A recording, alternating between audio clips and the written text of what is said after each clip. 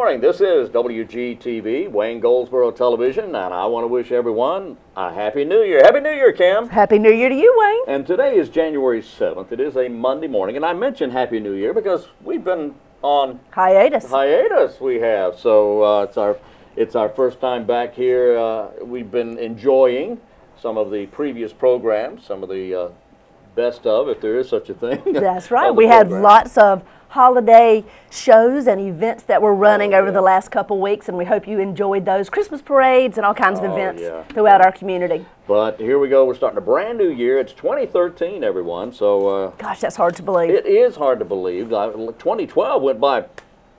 2013 will too. 2013 will as well.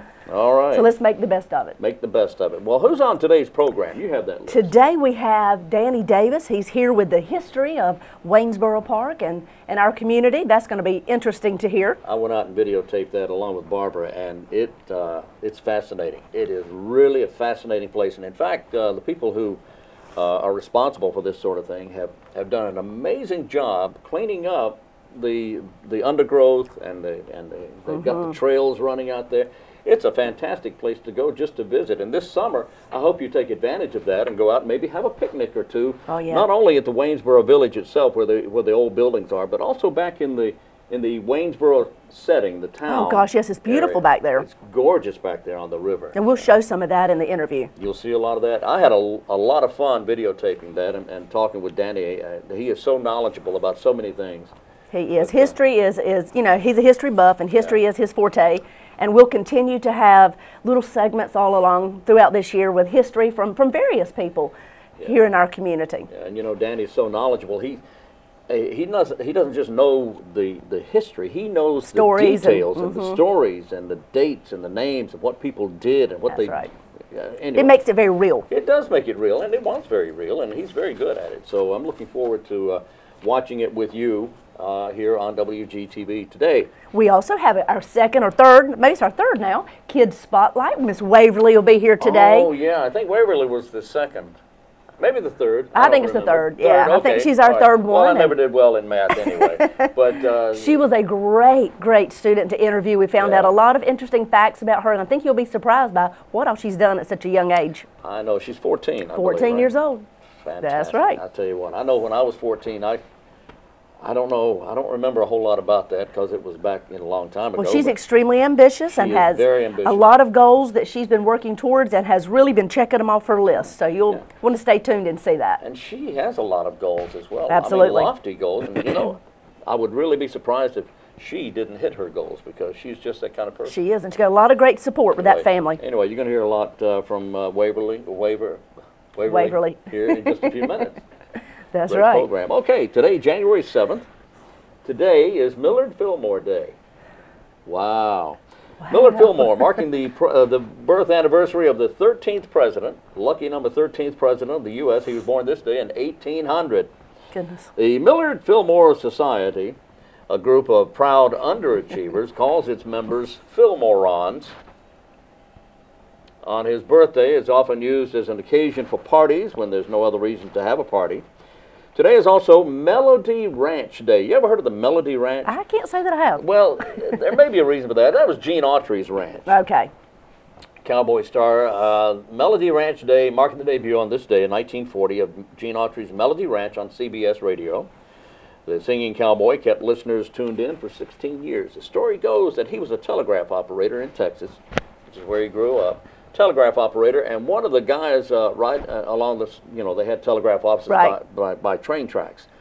So one of the passengers on the train rolling through town one day was a fellow by the name of Will Rogers, who heard Gene Autry singing and says, "Son, you ought to be in movies." And the rest is history. Is that how it happened? That's kind of how it happened. Kind of how it happened. Well, he may not have said, "Son, you ought to be in." Well, anyway. Something along those lines. Something along those lines. That's kind of how it happened. Also, today is Christmas Day in Russia. Christmas Day. Christmas Day in Russia, a national holiday there. It's also Christmas in all churches that use the Julian calendar. We don't use that calendar anymore. We use the Gregorian calendar. But if you follow the Julian calendar, first of all, you're 11 days behind. And secondly, unless you've been following it for many years, but secondly, Merry Christmas. All right? All right. Well, did you see any great movies over the holidays, Wayne? I did. I always like to watch It's a Wonderful Life. You know, that's like Yes. The Wizard of Oz. It is. You know, it just never goes away. And every time I see it, I expect something, maybe something different will happen, but it never does. It's always the same ending. And that's okay. Imagine that. That's okay. Clarence, those who saw it know that Clarence got his wings. That's right. That's right. The little bell jingled, and it's always a good movie. I'm a big fan anyway of what's his name. Jeremy Stewart. Big fan of his anyway, because he was such a talent. And I like Donna Reed as well, but it's always a great movie. There was a cast of stars in that thing, or some people that went on to become stars in that movie. It's a great movie. Well, there's always so many good Christmas movies that are out over the holidays, and a lot of the channels will play them over and over. And The Christmas Story, I think, played about 900 times. And just kind of like It's a Wonderful Life. But you know, and I don't mean to sound like a Scrooge here, but it's kind of overkill sometimes. It just goes over the top, a little too much in the movie department. So I kind of have to turn off the TV. I understand. And go count the gravel in my yard or something. Well, did you see that movie Lincoln that's out? I didn't see it either, but I've heard great things about it. I've been wanting to see it. I have not seen the movie, and I probably will, but I want to see that. I enjoy history anyway. I thought you did. I want to see that, but.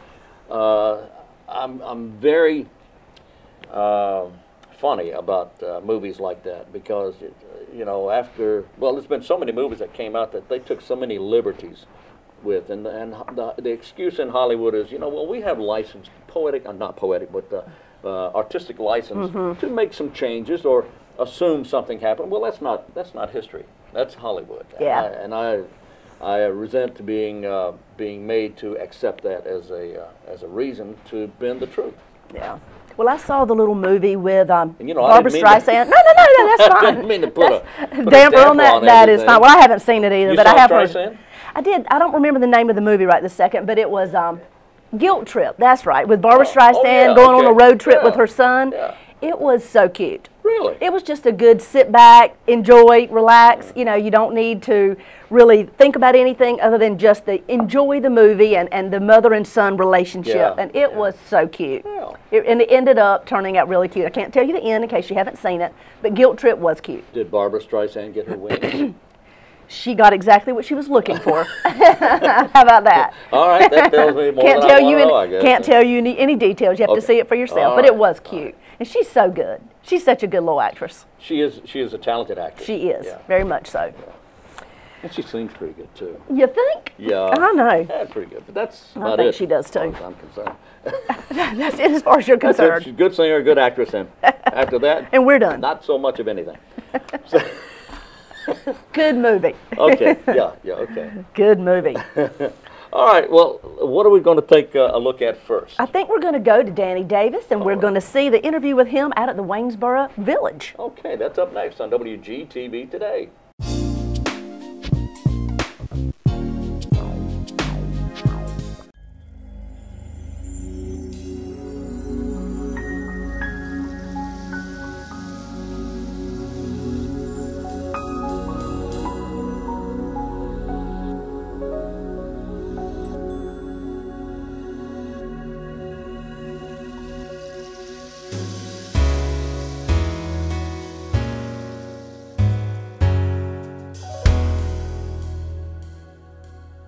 Traveling Highway 117 bypass in Wayne County, turn off at this historical marker and travel along a path back into a quiet setting where long ago, before the noise of cars, trucks, and 18-wheelers, folks would gather along the banks of the Neuse River to watch riverboats bring travelers to a growing little town named Waynesboro. Today we're at Waynesboro Park, and I'm so happy to be here with Danny Davis. Danny, local historian. Tell me about where we are here at Waynesboro Park. Well, Wayne, we're at Waynesboro Park. Most people know of Waynesboro Park, the historic village. We've taken the time today to come back to the river's edge and talk a little bit about the actual town of Waynesboro and the beginnings of Wayne County. So we actually went on past the Waynesboro village, and we came back to where the village was at one time. Yes, sir. The true town of Waynesboro, our county seat at one point. That's exactly right. We're standing here, and you'll see here in just a second, we're on the loop in the very back of the park, the loop in the river, and that's very significant because what happened, Wayne, in the beginning, Wayne County, of course, did not exist. And early history of North Carolina, we had one giant county. It was a precinct of Bath. A lot of people have heard of Bath. It was our original I want to say headquarters. State capital? State capital. Okay. But anyway. Or headquarters. There you go. But anyway, from Craven, there was another county formed. And from that, a county was Johnston, and then from that, a county called Dobbs. There are some local folks that have seen a sign out on Highway 70, Dobbs County Courthouse. Dobbs was a very large county. But by the time of the American Revolution, Wayne County was formed. And what's interesting, this was formed in 1779 at the height of the Revolutionary War. We still had not won our independence from England, but we decided to go ahead and break off and form our own county.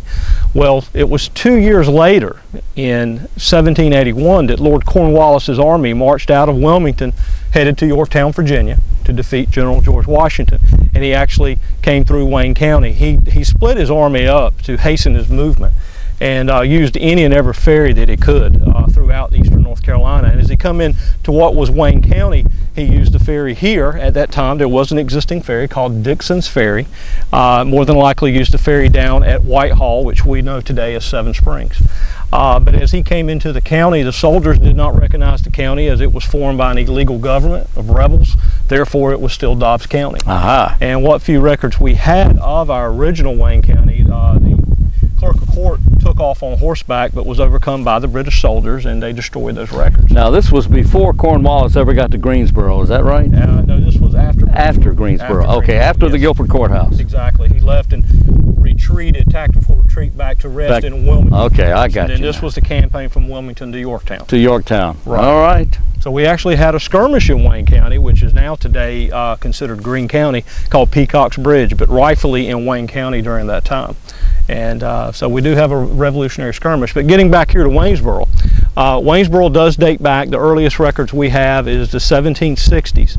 There was an English map maker named Collette who mentioned Dixon's Ferry on his map. I've seen a copy of that map. He also mentions Whitehall. These are the two only locations in what we have now is Wayne County.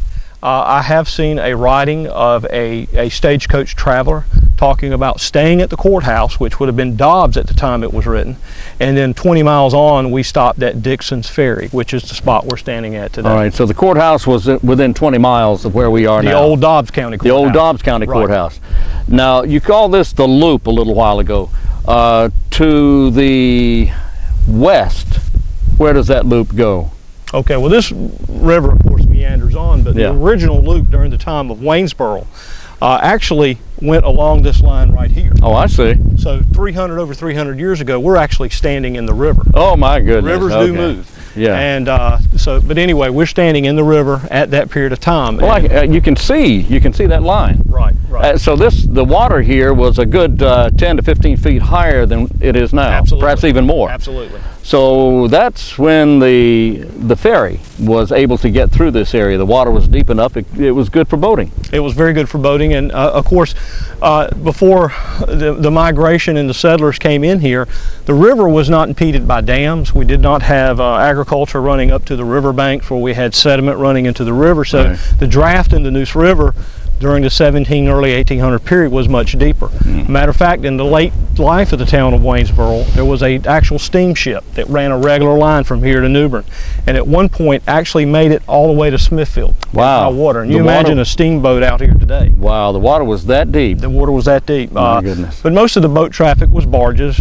pulled by oars, and the local farmers here would mainly farm what we call naval stores, turpentine, rosin and that type thing, and they would load it on barges and send it down to New Bern, which was used in ship making. Now, was the steamship, was that a stern wheeler?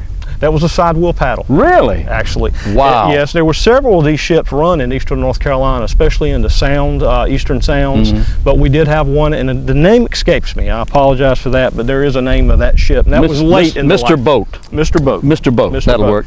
But if we will, we'll talk a little bit more about the history, and then we can move locations, maybe for a different segment. Sure. Talk about some of the life in the town and how it came to be, and then what eventually happened to the town. So the water was, we were standing in the river here, and was the town around the edge up here? The town actually stood on the end of the loop here and spread backwards, and we're going to walk through the town shortly. I'll show you the courthouses and one or two of the landmarks that still exist. Okay, that's very good. Well, all right, we're gonna now walk into the town of what used to be the town of Waynesboro. Danny, we've moved out into the field now, and we're standing right beside the path. And in just a moment, I'm going to find out how many paths and how many walks and how to keep track of where you are here at Waynesboro Park. Now, why are we here? Okay. Why are we right here? All right, well, we were down on the river a while ago, and the question is, why Waynesboro? Why this location? Well, as I said, when the county was formed in 1779, there was no county seat, there was no county courthouse, there was no need for one. So for the first 2 years, court was held in private homes. As a matter of fact, the first court was held in a plantation not far from here at the intersection of Claridge State Nursery Road and 581 at a place called Josiah Sasser's farm. Sure, that's near the Little River. Exactly. Okay. That's where the first court was held, and it was held in various homes. Well, the gentleman that owned this property here, there was already a ferry called Dixon's Ferry. I have seen it referenced as West Point. But what made this ferry so significant was it was more or less the halfway point between a little village west of here called Raleigh at the time.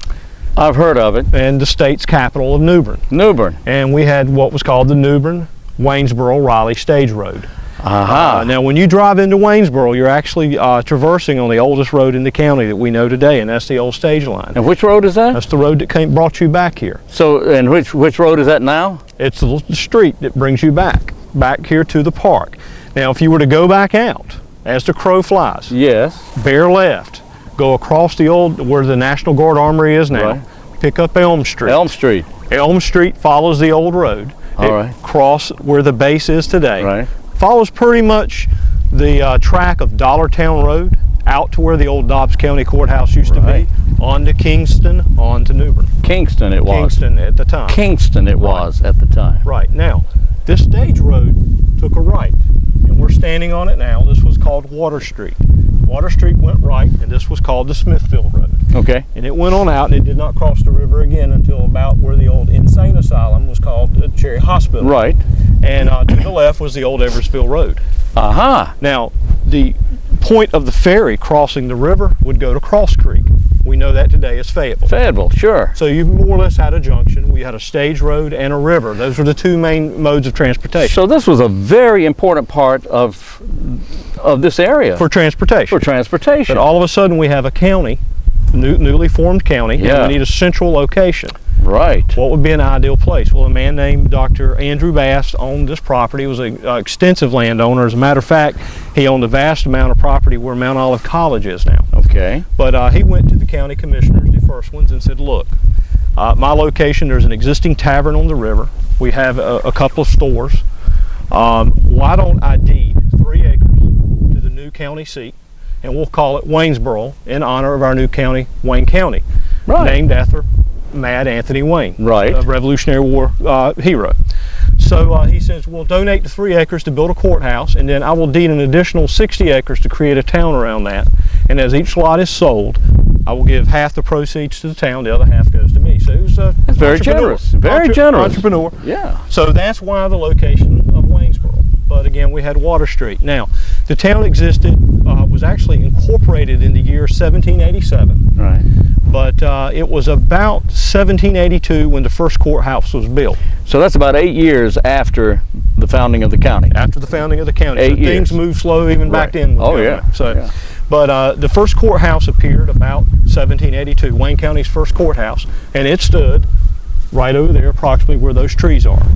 Right there. Right there. Now, when you think of a courthouse, you think of the one we have today. Yeah. Imagine the outbuilding, your storage barn in the backyard. Okay. The first courthouse was high off the ground, about 4 to 5 foot high. Right. On pillars.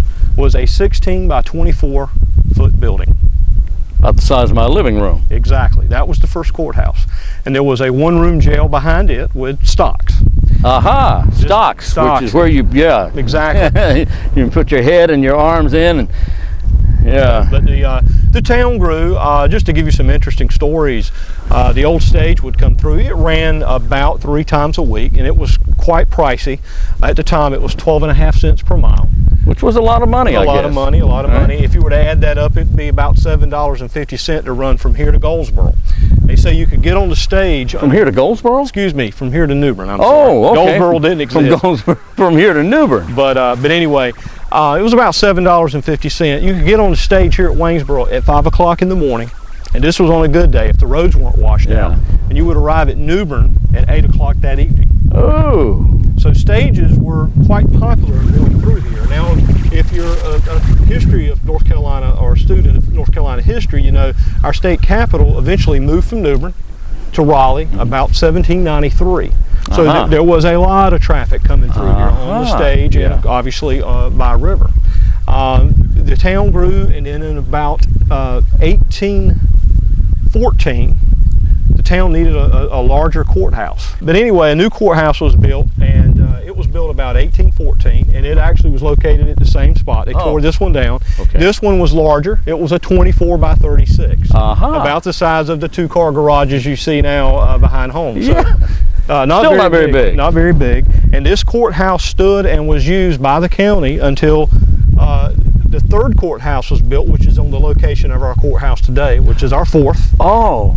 And it stood until 1850 and was used up until that point. Okay. So we still had traffic here in the town of Waynesboro. So the courthouse was there. We had 2 courthouses. The first two courthouses. Right. First 2 courthouses right there. Wow. And I guess all this was parking in here. Exactly. Hitching post. Okay. Well, let me ask you a question here. I'm looking down this way. This was the Smithfield Road. What would approximately been here was the old Smithfield Road. Right. How different does this look from when it was the old Smithfield Road? Very different, because we're not even on the same plane that we would have been, and we're going to talk about that in just a minute. Oh, I've got a great visual effect to show you that. Oh boy. Okay. I'm going to show you remains of the old, what was called Water Street. Oh, good. Okay. All right. Well, we're going to move and we're going to look at more, Water Street included, coming up. Okay, we moved over to a site that, Danny, this grade is slightly above where we were, up on a hill, if you will. What does that mean? Where are we? Okay, well, when you walk back here, when you ever get to visit Waynesboro, you walk to the very back, you'll see a hill with a cemetery sitting on it, and we'll see that in just a second. We're standing on top of it. Actually, it's not a hill. It wasn't originally anyway. And again, there's a lot of history and a lot of stories, so I'll try to be coherent with it. Be coherent, Dan. Try as best I can be. We're standing in what would have been, I mentioned Water Street. Water Street ran perpendicular to the loop in the river. Okay. And the main street, which was the corner of where we were at the courthouse, went back up parallel with the main street called James Street. And that was now the... It's just the open field. It's just an open field. And woods, right, exactly. Okay, got it. And what became Elm Street coming down in here was Main Street, and they ran parallel. So that if you can get a visual of that. But what happened after, and we hadn't even talked about the Waynesboro's growth and the demise, but eventually, as we know, Waynesboro died. It's a ghost town, but it was acquired by a gentleman who was in the Federal Army during the Civil War that was part of the occupation of Goldsboro under General Sherman. A Union man. A Union man. And he stayed here. He was here for about 2.5 weeks. His name was H.L. Grant. Apparently Goldsboro, young, early Goldsboro made an impression on him, because after the war he went back home out to the west and convinced his wife to move back to Goldsboro. So he came in and became quite a businessman. He ended up with a brickwork called Grant's Brickwork, located about where the visitor center at Waynesboro is today. Oh, okay. And over time, we know what it takes to make bricks. It takes clay. It does. And his brickwork became quite successful, and the more successful he was, the more clay he needed. So I see where you're going. The old town site was eventually excavated, and what happened to this area, luckily it was saved, but it was dug around, and that's why it appears to be on a hill today. So we're on about the same plane as where we should be. Exactly. Or where it was in the late even 1700s. Exactly. Believe it or not, even at this level, history tells us, because we've seen many writings of people in Waynesboro talking about spring freshets and the flooding in town. Yeah. Most of the buildings down here were on high pillars. As a matter of fact, the second courthouse we talked about a while ago was on 6-foot pillars. Oh. So it was pretty high off the ground, and the plans actually called for a brick and sand floor with seats underneath, and I'm sure that was a very cool, drafty place to be in the heat of the summer. Yeah. But anyway, that's why we're on a hill. But Waynesboro did thrive. At one point, it claimed about 300 citizens as its residents. This would have been in about 1830 at its height. Yeah. And there wasn't exactly 300 people living in here, but it's kind of like if you and I today were to ride down to Charleston, South Carolina, and we introduce ourselves to a native there, and they go, "Where are you from?" So we're from Goldsboro. I don't live in Goldsboro, I live out in the county. Right. Same thing here. People came into town to do business, to check their mail at the tavern or the merchant store, and so about 300 people called it home. There were several residences in town. There were hotels here. At one point, there were 2 hotels, several taverns, don't know the exact number. There was a distillery, a turkey. To keep those taverns in business. Keep those taverns in business. Right. We had a warehouse, large warehouse, which helped coordinate the transportation of the barges back and forth down the river. Mm-hmm. It was a harness and buggy factory. As a matter of fact, a man by the name of Charles Nelson ran a buggy factory. He had a home here. And when the railroad, which became Goldsboro later, was being built, the man in charge, Matthew T. Goldsboro, actually billeted in Waynesboro during this construction period. Oh, okay. And he stayed with this Charles J. Nelson. Uh-huh. After Waynesboro pretty much went to its demise, everything moved to Goldsboro. He moved his home, existing home, to Goldsboro, which then it became his buggy factory, and he built a new home. That house still exists on John Street today. Is that right? Right. The Nelson home? The Nelson home. And on John Street? On John Street. How about that? Still exists. There are 2 known structures that has survived from Waynesboro. That's one of them, and another one is the one on extreme North John. I want to say the 700 block. There's a 2-story white framed house. Anybody familiar with Goldsboro know where I'm talking about, just before you get to the railroad track at Royal Avenue. I know that house. Okay, yeah. that was an original Waynesboro house. Wow. That house was moved from here to North Center, and then eventually moved again to its present day location for the construction of a railroad warehouse. Wow. So fascinating. But anyway, one interesting story about this town and the courthouse. In 1816, the Wayne County Sheriff at that time was John Corpender. Are you familiar with that name? Yeah. He was riding into town, matter of fact, here on Water Street, and just outside town he was assassinated by a man named Jernigan. This man Jernigan was well known in Waynesboro, and he fled, and the story has it that he fled very far because he wound up in the Everglades of Florida with the Seminole Indians. John Corpender's teenage son found out about the location of where he was, and he took off on horseback and stayed gone for several months. But he found the killer, this Mr. Jernigan, convinced the Indian chief to let him go, to bring him back to trial, brought him back to Wayne County, brought him back here to Waynesboro. But due to the fact of the popularity of John Corpender and Mr. Jernigan being well known, they were unable to have a fair trial here at Waynesboro. So they took him over to Lenoir County, neighboring county, tried him, and he was executed by hanging. How about that? Yeah, so it was kind of the wild and woolly west down here in Waynesboro. Oh yeah. Here we are, we're near this is now a private cemetery. Yes, this was a private cemetery outside the town of Waynesboro. So where was the Waynesboro? Was it anywhere close by the Waynesboro Cemetery? Yeah, the Waynesboro Cemetery would have been sitting about where the middle of the modern day village is. And the last mention of that was in the 1870s. A gentleman that was writing a book about his reminiscences of Goldsboro was asked what happened to the old Waynesboro Cemetery, and the comment was made that I'm pretty sure that the Grant Britt Works has taken care of that. And that's the last mention. But that's too bad. Yeah, there were 2 cemeteries. Again, this was just on the outskirts of town, and there's some interesting stories in this cemetery we can talk about also. Okay, all right, good. Well, we'll do that. Okay, Danny, we're in this is a private cemetery. at a high point, if you will, in the old Waynesboro area. Tell me about some of the more interesting stones here. In fact, tell me about this one. Okay, well, this is actually a footstone for a gentleman by the name of Mr. Churchill.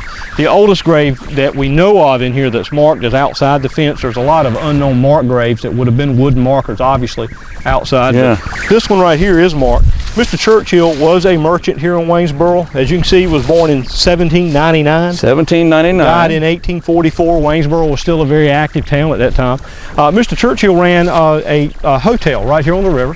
It was called the Churchill Hotel. Okay. And if you look at early correspondence in Waynesboro, this is called the Churchill Cemetery. Churchill Cemetery. The Churchill Cemetery. He had a large family. One of his daughters is buried right over here. I believe her name is Elizabeth. Okay. She died much later in the life of Waynesboro. As a matter of fact, her husband was named Daniel Cogdell. Okay. He was a prominent physician from Goldsboro. He was one of the founders of the Episcopal Church, and matter of fact, a local Civil War hero. Oh, okay. He married into the Churchill family. Okay. It's pretty obvious. Why are they buried here at a time when Waynesboro was pretty much, there was nothing left? Waynesboro was gone because he died in what, 1892? 1892. She was born in 1904. And a matter of fact, this was probably more grown up than it is today at that time. But we feel like that the family wanted to be buried together. Yeah. And when you say I do, you join that family. You did, yeah. And so it's unusual because someone of this prominence you would have seen in our own Willowdale Cemetery. Right. That's right. This was a doctor. Yes, to honor the family wishes, they were buried here at the Churchill Cemetery.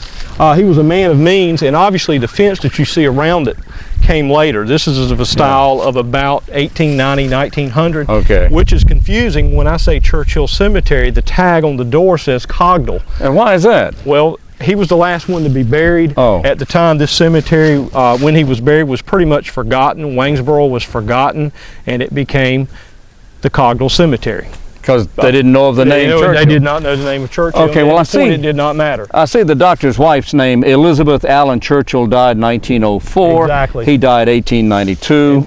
She was born in 1830, I believe that says. Yes, at the height of Waynesboro. Right. And 14 years later, her dad died. Exactly. All right. And Daniel Cogdell, being from Goldsboro, we had a local famous regiment called the Goldsboro Rifles, Company Right. A27, North Carolina. Right. This was the first regiment to hold Fort Macon after the after the succession, exactly. And what happened was Daniel, along with another man named W.S.G. Andrews, were promoted and told to form a new company.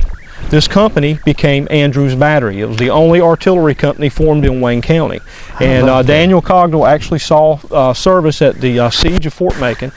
The night, if you'll read about the history of Fort Macon, the night before the actual Union siege, where they actually fired on the fort and took the fort over, Daniel Cogdell volunteered to go on open boat across Bogue Inlet. Wow. To correspond with Ambrose Burnside to try to come up with a peaceful measure versus bombing the fort. That was rather dangerous, wasn't it? Very dangerous, and he failed in his attempt to convince the Union not to take it by force. So he came back over open boat back into the fort, and the next day we know what history tells us, that the fort fell. It did. So this was that very Daniel Cogdell.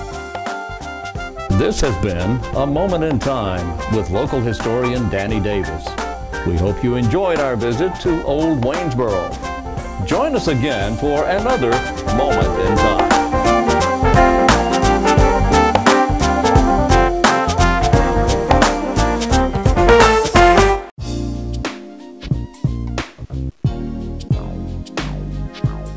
And we're back on WGTV, Wayne Goldsboro Television. Told you you'd like that. Yeah, that was really good. That was good. Enjoyed that with Danny. And he gets better and better. You know, the more he does, the better he gets with the He does interviews get and better. gets so comfortable in front of the camera. Yeah, yeah. Will be interesting to see the other interviews he'll do throughout our community. Yeah, looking forward to that. Danny does a great job, and looking forward to more similar programs.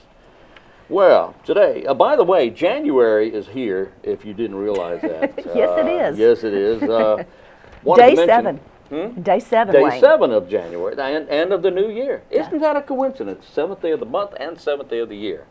Who would have figured that out? I mean, but January is National Poverty in America Awareness Month, so be aware.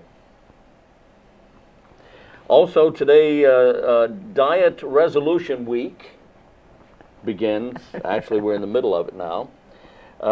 January is Get Over It month, a time to let go of the past and get whatever is bugging you out of the way. And it's Silent Record Week. Have you ever heard of a silent record? I don't believe I have, Wayne. Back in 1960, some genius put together an idea for a silent record. It's actually a 45 that you put on a turntable, and it's silent. There's no audio. So what's the purpose? I mean, I'm still working on that, but just wondering. It first played on jukeboxes in Detroit, Michigan. January is Get Organized Month, International Brain Teaser Month, International Creativity Month. January is also National Skating Month. It's National Clean Up Your Computer Month, National Radon Action Month, National Volunteer Blood Donor Month. That's good. That's a good one. We got a big one coming up on the 17th. Yes, we do. Oh, yeah. It's National Oatmeal Month and National Self-Love Month. Love yourself. Also, it's Monday. Get over it. It is Monday all day long. All right. Coming up also, we're going to hear in just a few minutes from Waverly. Yes, and we Miss are. Waverly was very interesting. She was. She's a very smart young lady from Goldsboro High School. We're excited for you to hear all the accomplishments that she has already done in her little short 14 years of life. But she is a student at Goldsboro High School and will amaze you. She will amaze you. Very smart. All right, new information available on the Low Income Energy Assistance Program, that's LEAP. If you or someone you know need to use this particular program, it is going to be cold. It's been cold this week, in fact, and a little bit of last week. I'm not sure we're going to get out of the 40s anytime soon. So if you would like information, applications are being taken now at the Cooperative Extension Service. You can call those folks over there. All right, 731-1525. Also, there's going to be January 14th, a week from today. Is that a week from today? I believe it is. Okay, January 14th, the results of the survey. Remember the community health survey that was taken here a few weeks back? From the health department. A couple of months ago. The results are in, and on the 14th of January at Wayne Community College, they will talk about the results of that survey. That's on the 14th, and you can talk to the health department to get information about that, or you just go. It doesn't cost anything, it's free.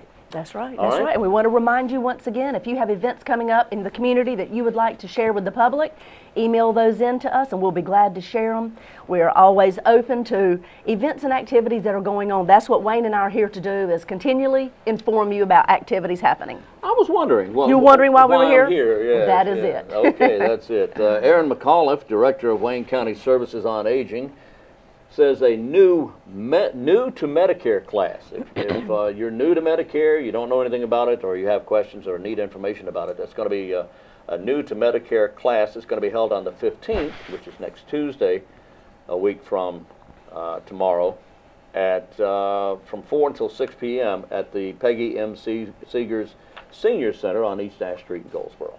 Wonderful. New to Medicare, 4 to 6 p.m. Well, Wayne, let's go to our Kids Spotlight and let the community hear from Miss Waverly at Goldsboro High School. There you go.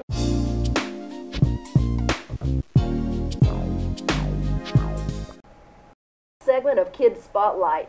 We are thrilled today to have Miss Waverly Brown. She is a 14-year-old freshman at Goldsboro High School. Welcome to the show. Thank you for having me. Oh, you're welcome. Waverly, we have looked at all your wonderful accomplishments here that are spread out on our table, and I've talked with you a little bit now and gotten to know you, and I am just amazed.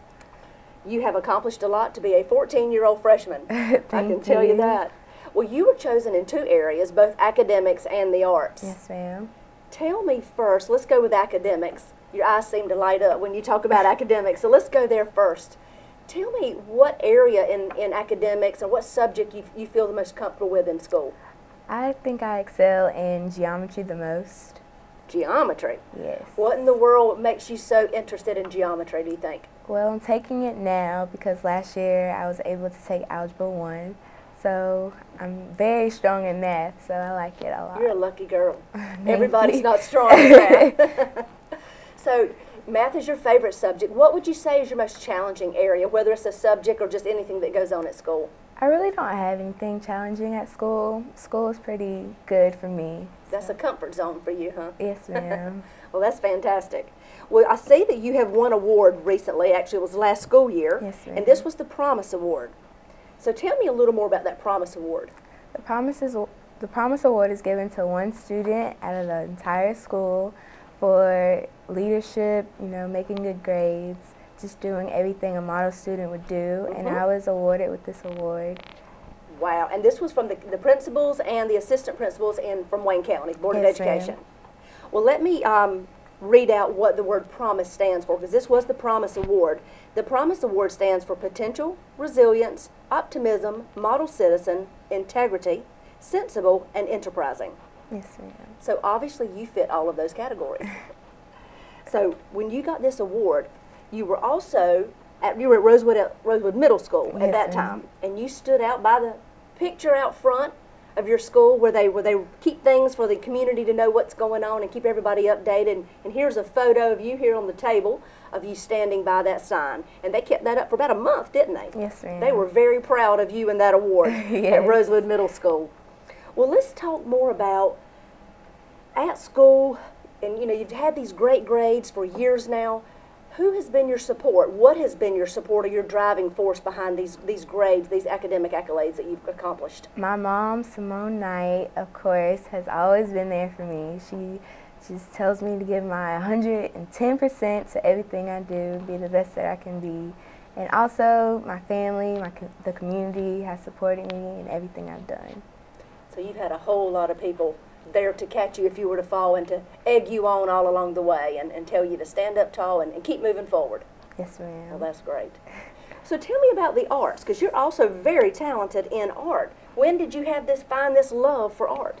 About 4 summers ago, I found this love for art because my dad, he's very good in it, and I guess I just inherited the gene and got that special talent. Got that artistic gene. Lucky girl. So tell me about, once you figured out that you really liked art, what do you have a tendency to do more in the art field? Do you like sketching? Do you like painting? What's favorite to you? I love drawing fashion. I'm just a fashion freak. Like, I love fashion. So when I first started out, I used to draw models and put little clothes on them and design them. So that was my favorite. So do you use pencils a lot? Yes, ma'am. Well, I see here you drew this picture of Rihanna back years ago, and it is an absolutely beautiful, beautiful picture. Thank you. And how old were you when you drew this picture? I was about 12. Well, it is beautiful. 12 years old and you could do that? Yes, ma'am. Gracious. Well, I see also that you have been awarded a place in the Wayne collection, which we all know about here in Wayne County, and you have some great artwork in this book as well, and not many students have that opportunity to be a part of the Wayne collections. So that's one of your abstract pieces, correct? Yes, ma'am. Now tell me about this award, the Excellence in the Arts. So last school year, I was awarded with this award from my art teacher at Rosewood Middle School, and it was given to me because I excel in art. And now my artwork is in the Board of Education hallways. In the Board of Education hallways that is right there on Royal Avenue. Yes, ma'am. So tell me about that piece of artwork that is displayed. It's similar to the Rihanna piece just showed, and it's in black and white, and it's a woman who's just beautiful, and I just designed her. She must be. If she won the spot to be on the wall in the showcase right there in Central Office right here in Wayne County. Well, that's fantastic. Thank you. Well, you've done so many things and been awarded so many other things, but there's one last little area that I want you to share with the public about this big adventure you had, this sailing adventure. Tell me about that. So in January, my mom was searching for camps for me, or activities for me to do this summer. She came upon this camp called Camp Seafair and Camp Seagull. And there's this one camp for upcoming 9th graders called Sail On. And I applied and I got a scholarship to go, and the community helped me with the rest of the money, and I was on a boat for 2 weeks with 7 other girls, and I learned how to sail, and we were all up and down the coast of North Carolina. You were on a sailboat For 12 days? Yes, ma'am. Oh my, without mom? Yes, Without ma'am. any family members? Yes. So 7 girls exploring up and down the coast of North Carolina. Yes, ma'am. What did you gain from that experience? I gained independence, learned how to be on my own without anybody else's help. So, Is that something you would do again? yes, ma'am. Well, so 7 days up and down the coast of North Carolina with 7 girls, or 12 days, 7 girls. Yes, ma'am. And were there counselors and other people on board? Yes, ma'am. There was the captain and his assistant, and then 2 camp counselors. So what was the point and what was the goal in this particular camp? To gain independence, learn how to be on your own, and how to sail in a boat, and learn about the marine life. Marine life. Okay. I thought it may have some underlying reason there. So it's all about, of course, the outer perimeter is about gaining independence, but it was also about learning about marine life. And you said earlier that you all stopped at several of our lighthouses up and down the coast. Which Yes. ones do you remember seeing? I remember seeing, I'm not exactly sure what name it was, but it was an Ocracoke. Oh, yes. Oh, yes. Fantastic. Well, you've done a lot of things to be a 14-year-old freshman. I tell you what, I can't imagine what your life is going to continue to be like. If you could see the future, Waverly, if you could see 10 years down the line, or even let's go as far as 20. How about that? At 24 years old, where would you like to see yourself? What would you like to be doing? I would like to become a pediatrician. I'm not sure where, but I would love to work with kids. I love making sure they're healthy and safe. So that's what inspires you. You want to make sure they're healthy and safe. Yes, ma'am. Well, that sounds like a mighty fine job for you. I wish you the best. Thank you. I have no doubt you will accomplish it, and you've got a good foundation and good, strong family values and strong family members standing behind you and a community that supports you. Thank you. So best of luck. Thank you. And ladies and gentlemen, that is Miss Waverly Brown, and now I know you can understand why she was chosen to be in our Kids Spotlight.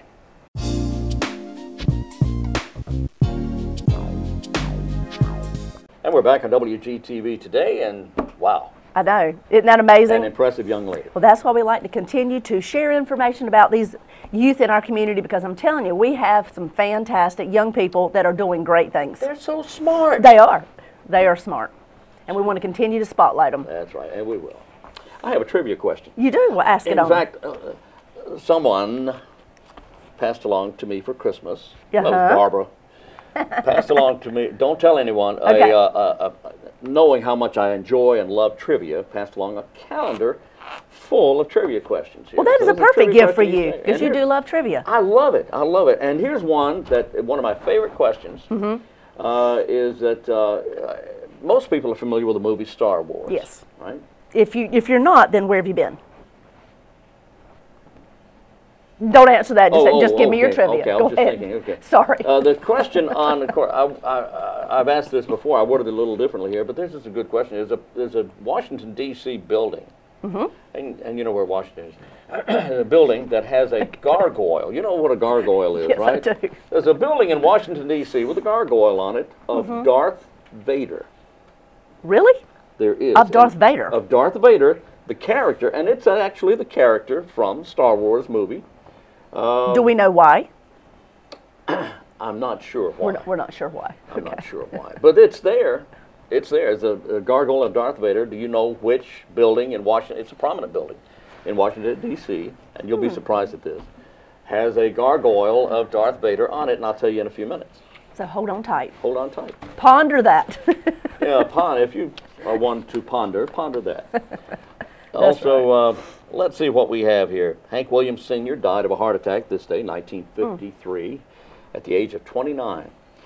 Johnny Cash did his first prison concert. You know, he was never Wow. in prison. Everybody thought he was, but Johnny Cash never went to prison, but he did concerts in prison. He did his first one on this day in 1960 at San Quentin. One of the inmates in the audience went on to become a big star. Who might that be?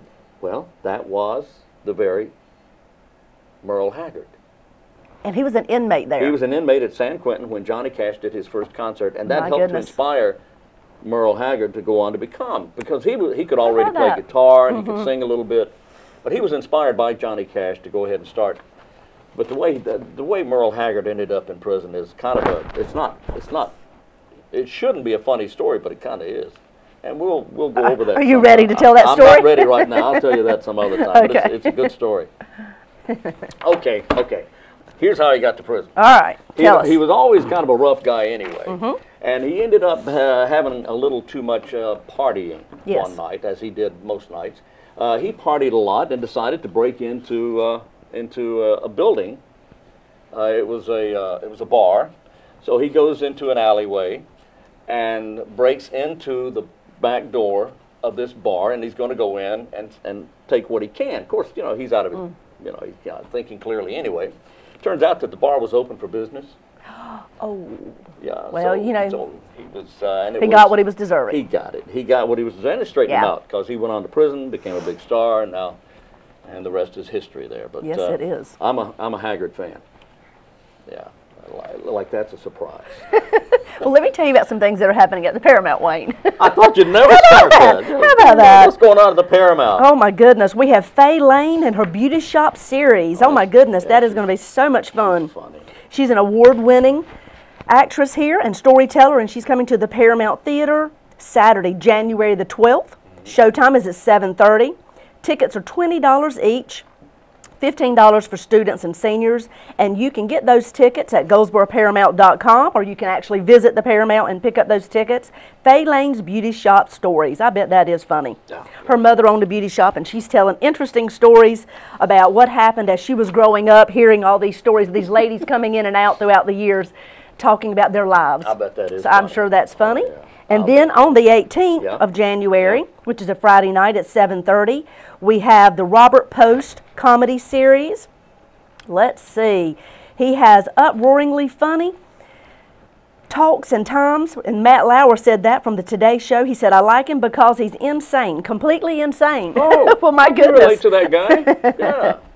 That is a Wayne Community Concert series, and that is Robert Post, and that is on January the 18th. Same thing, you can get tickets for $20 per person at the Paramount Theater. You can go online there, or you can go to WayneCommunityConcerts.com. So you have several places you can get them, and that is January 18th. And of course, on January 26th, we have the Miss Goldsboro pageant that'll be at the Paramount Theater as well. Boy. So we have 2 or 3 things happening at the Paramount Theater. Every weekend they're booked up for years, actually.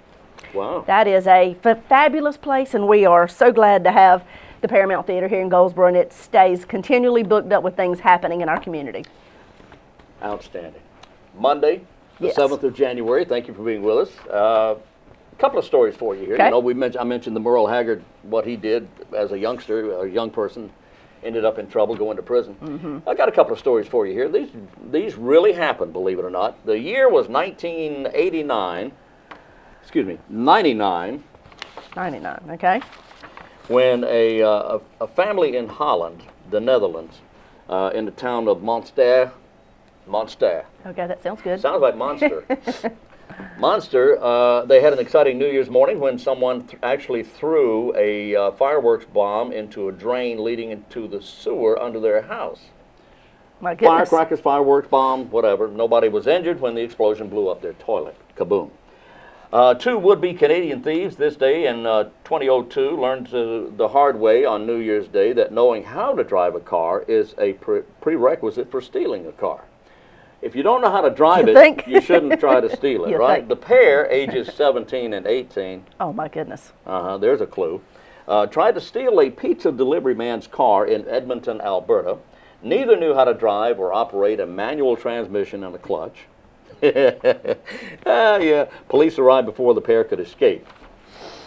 Apparently, they didn't know how to unlock the doors either to get out. Oh, but my anyway, goodness. Having birthdays today, comic writer and comic Don Novello. You know him better as Father Sarducci on the Saturday Night Live. This goes way back. He was one of the early actors on Saturday Night Live. He turned 70 today. Father Guido Sarducci. Also a birthday today for Country Joe McDonald. He's 70 today. He's a musician and singer. Actor James McAvoy is 35 today. I have no idea who that is, but he's having a birthday, so have a happy. Have a happy birthday. Or let's talk about Fit and Fabulous, Wayne. Fit and Fabulous, that's right. There's classes going on, 29 weeks worth of classes. They start January 14th, so next Monday. Next Monday. January 14th through July 31st. right. from 6 to 7 p.m., Mondays and Wednesdays at the Wayne Center, right there on West Chestnut Street. Okay. Zumba and aerobics. They alternate sessions. Whoa. The program is $30. You need to go ahead and register. You have to register by the 9th, which is what, Wednesday? Yeah. You Yeah, need to that register works. by the Wednesday if you can, Yeah, or tomorrow. when they have 100 participants. Wow, that's a lot. Need a few good reasons why you should move better? Well, this class is going to give you the answers to that, Wayne. Okay. That means fit and fabulous. Wow. All right. We need to think Let's about that, see. don't we? The trivia question If was, not- what prominent Washington, D.C. building has a gargoyle of Darth Vader on it? The Yep, evil what's the Star answer? Wars villain. The answer is the National Cathedral on its northwest tower has a Darth Vader gargoyle. Futuristic sculpture was based on a drawing that placed third in a contest held in the 1980s by the Cathedral and National Geographic World magazine. And that's A fact. cathedral. A cathedral. National Cathedral in Washington has a Isn't gargoyle that interesting? of Darth Vader. I guess that's about it, isn't it? I guess that's about it. That's a wrap for today. Join Yes, us it again is. every day at this time, 7 o'clock in the morning, or one of the repeats during the rest of the day. And, That's right. and we'll be right here tomorrow morning, in fact, here on WGTV today. So until tomorrow, I'm Wayne Alley. And I'm Kim Best. Thanks so much for joining us, and this is what's happening in our community.